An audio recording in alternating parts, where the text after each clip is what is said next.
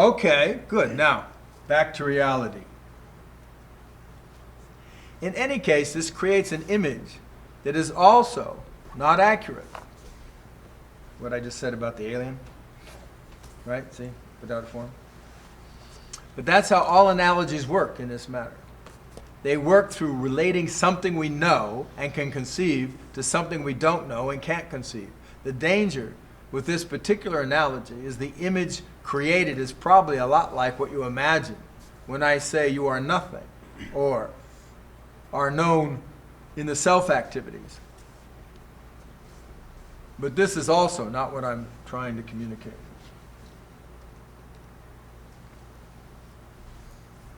Yes, sir. Can you read that again? The whole thing? Yeah.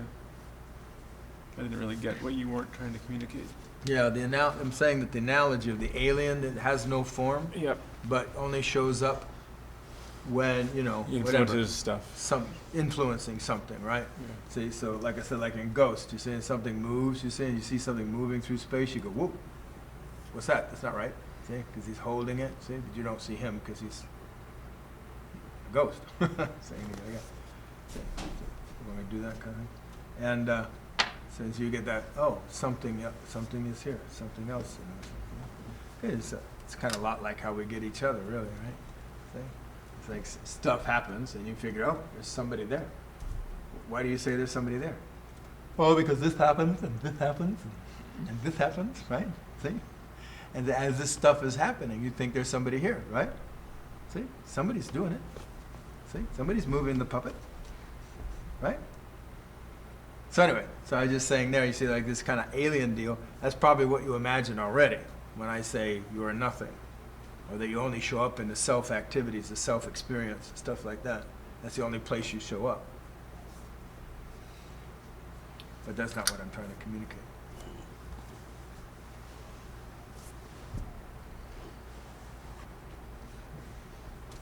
As mentioned, one of the challenges we face is that the only way we can know, conceive, imagine, or understand anything is in the distinctions we make. It is reality. The distinctions are reality. That's where reality exists.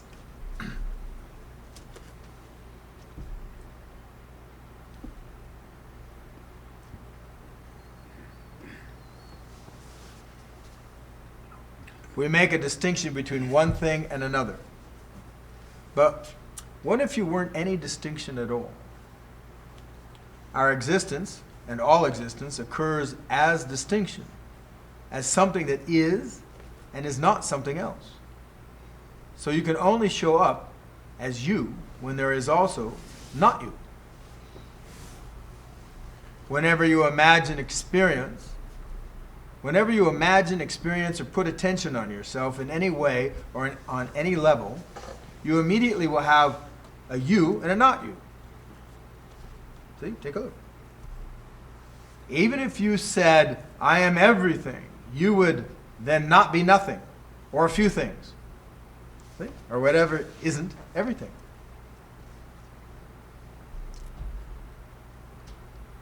This conundrum leaves the business of becoming directly conscious of your nature on its own.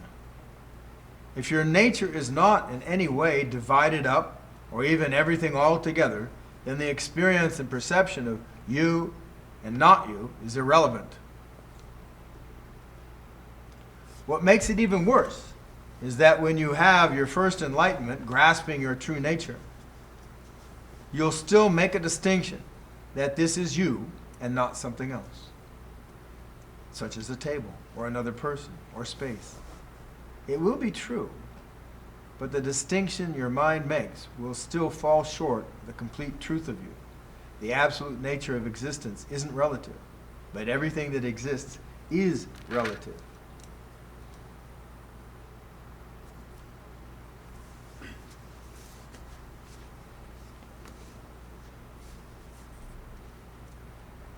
How's that? We go on to the relative. Sister, brother, cousin, the relative. The relative is coming to dinner.